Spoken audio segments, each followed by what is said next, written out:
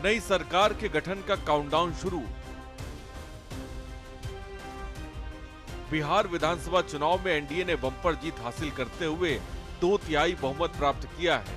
इस ऐतिहासिक जनादेश के बाद जल्द सरकार का गठन लगभग तय माना जा रहा है। अब केवल शपथ ग्रहण समारोह का इंतजार है, जो माना जा रहा है कि 20 नवंबर तक हो सकता है।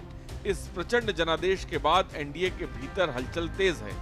मंत्री पद की दौड़ में कई नेता शामिल हैं और डिप्टी सीएम बनने की कवायद भी जोर पकड़ चुकी है।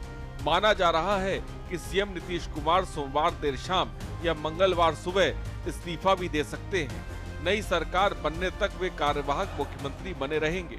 सूत्रों के मुताबिक नीतीश के इस्तीफे के बाद एनडीए विधायक दल की बैठक मुख्यमंत्री आवास पर होगी और इस बैठक में नीतीश कुमार को एनडीए विधायक दल का नेता चुना जाएगा। एनडीए विधायक दल का नेता चुने जाने के बाद नीतीश कुमार दोबारा राजभवन जाकर नई सरकार बनाने का दावा पेश करेंगे। कैबिनेट का संभावित फार्मूला क्या? सूत्रों के मुताबिक नीतीश कुमार के साथ 2 डिप्टी सीएम शपथ लेंगे। एक डिप्टी सीएम चिराग पासवान की पार्टी लोजपा आर से हो सकता है। दूसरा डिप्टी सीएम बीजेपी से हो सकता है। बीजेपी के खाते में आ सकते हैं 16 से 21 मंत्री पद। जेडीयू से 10 से 13 मंत्री बनाए जाने की संभावना। एलजेपी आरवी 3 से 4, हिंदुस्तानी अवाम मोर्चा 1 से 2, आरएलएम 1। घटक दलों के बीच सीटों की संख्या, जाति संतुलन और राजनीतिक संतुलन पर पूरा फोकस। अधिकतम 36 मंत्री बनाए जा सकते हैं। मंत्रिपरिषद में घटक दलों की सीटों की संख्या के अनुपात में मंत्री पद बांटे जाने की संभावना।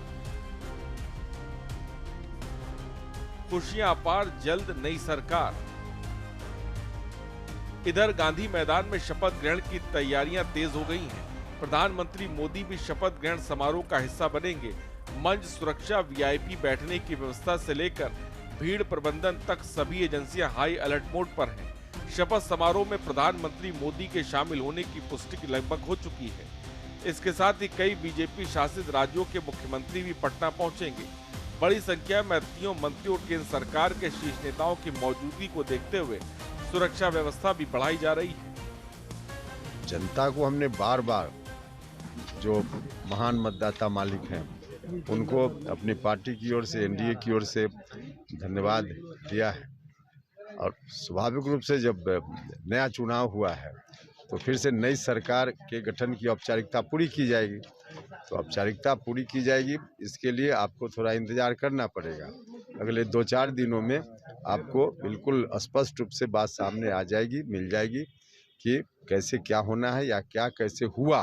2-4 दिन में हम सब लोग उस परिणाम तक पहुंच जाएंगे। सर, विधायक दल की बैठक को लेकर के क्या कुछ जानकारी आप दे सकते हैं? देखिए, एक तो अलग अलग पार्टी अपने अपने विधायक दल की बैठक करेगी, जिसमें हमारी पार्टी के विधायक दल की बैठक कल रात में ही देर शाम हो गई है।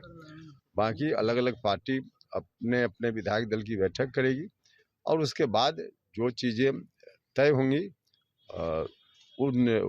उसके आधार पे फिर आगे की प्रक्रिया होगी।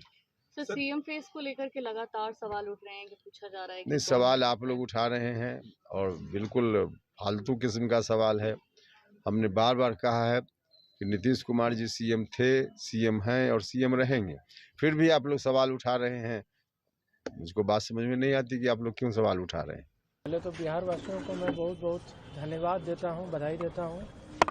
बहुत बहुत शुभकामनाएं कि हमें एनडीए को इतनी भारी बहुमत से जितवाया।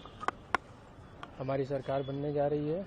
बहुत बहुत बधाई, बहुत बहुत धन्यवाद देता हूं सबको। इस बार एनडीए 202 सीट जीती है, प्रचंड बहुमत के साथ सरकार बनाने जा रही है। जिस तरह से देखा आपको उम्मीद था कि पिताजी इतनी बड़ी जीत होगी? उम्मीद था, उम्मीद से कुछ ज़्यादा ही बेहतर अच्छा जीत मिला। सब सारा श्रेय जनता को जाता है। उन्होंने जो 20 साल में काम किया है उसी का इनाम दिया है जनता ने। तो आगे भी विश्वास बनाया है पापा पे, तो आगे भी मुझे पूरी उम्मीद है कि पिताजी आगे भी इस विश्वास को कायम रखेंगे, आगे भी विकास का क्रम जारी रखेंगे। मुलाकातों में व्यस्त नीतीश कुमार। आपको बता दें कि शनिवार और रविवार को पटना में राजनीतिक हलचल तेज रही। मुख्यमंत्री नीतीश कुमार नवनिर्वाचित विधायकों से लगातार मुलाकात कर रहे हैं। लोजपा प्रमुख और केंद्रीय मंत्री चिराग पासवान ने उनसे मुलाकात की। इसके बाद जीतनराम मांझी के पुत्र और मंत्री संतोष सुमन ने उनसे भेंट की। जदयू प्रदेश अध्यक्ष उमेश सिंह कुशवाहा, विधायक श्याम रजक, रामकृपाल यादव और राहुल सिंह सहित कई नेता भी नीतीश से मिलने पहुंचे। शाम तक चली इन मुलाकातों ने संकेत दिया कि एनडीए अपने अगले कदम को लेकर पूरी तरह सक्रिय है और नई सरकार के गठन में कोई देरी नहीं करना चाहता। राजनीतिक गतिविधियों के इस दौर में बिहार की नजरें अब एनडीए के नेता चयन और शपथ ग्रहण की अंतिम तारीख पर टिकी हैं। आपको बता दें कि 7वीं विधानसभा का कार्यकाल 22 नवंबर को समाप्त हो रहा है। इससे पहले नई 18वीं विधानसभा के गठन और नई सरकार के शपथ का पूरा प्रोसेस पूरा करना जरूरी है। हालांकि शपथ ग्रहण की तारीख को लेकर अभी कोई पुख्ता जानकारी सामने आई नहीं है। गौरतलब है कि बिहार में एनडीए ने 202 सीटें जीतकर ऐतिहासिक रूप से सत्ता बरकरार रखी है। विधानसभा चुनाव में भाजपा सबसे बड़ी पार्टी बनकर उभरी है। भाजपा के खाते में 89 सीट और वहीं जदयू के खाते में 85 सीट आई है। स्पेशल डेस्क के न्यूज़ इंडिया।